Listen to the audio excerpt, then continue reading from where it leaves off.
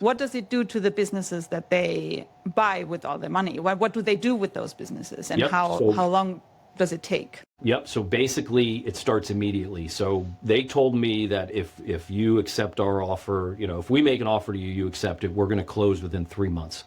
And then at some point, every deal was different, but you have to stay on for a certain amount of years, and your payouts is going to be in percentages and all this stuff.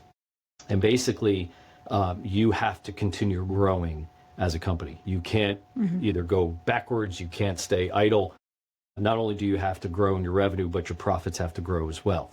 And if it doesn't, they come in and they clean house. So a couple examples, there was a company that company down south that gave me the recommendations to read a book. He was one of the smartest businessmen I know. He eventually picked a company. He went through the whole process. They paid him.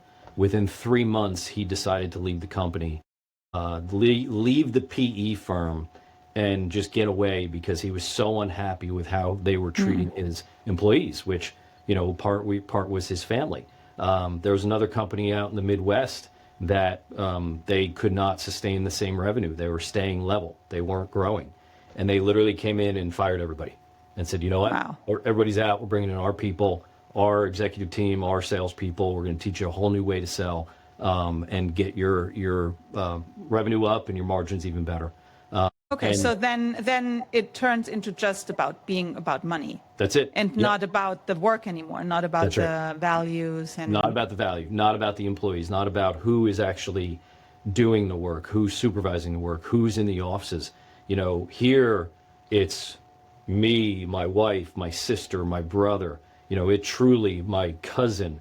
It truly is a family business. So when we say to a customer, hey, look, Dan and Heather own the business. When the contract is signed, you're going to talk to Dan's sister, Corey, because she's the one who does all the ordering and all the scheduling.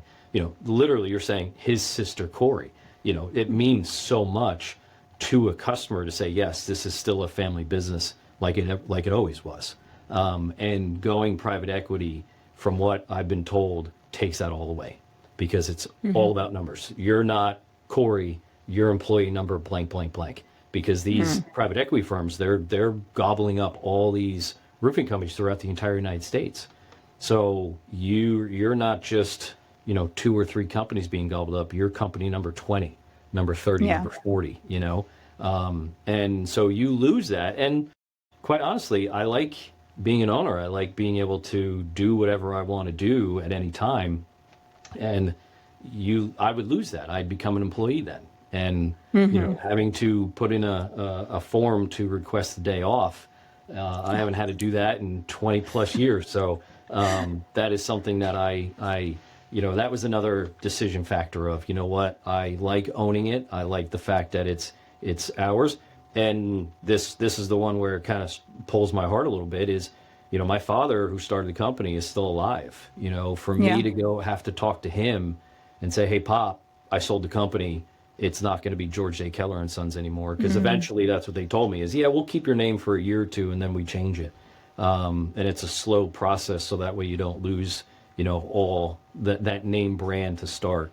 But I would never be able to go to him and say, hey, Pop, we sold and the company name is no longer there, Yeah, so that's sad.